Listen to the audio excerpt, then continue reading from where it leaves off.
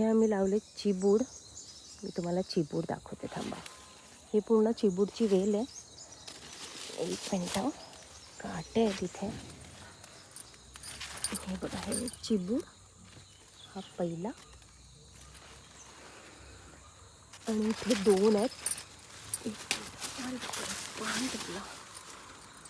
हे बघा, इथे 2 आहेत आणि अजून आहेत लपलेले, पण ते काटे लागतात आणि मला वाटते भीती.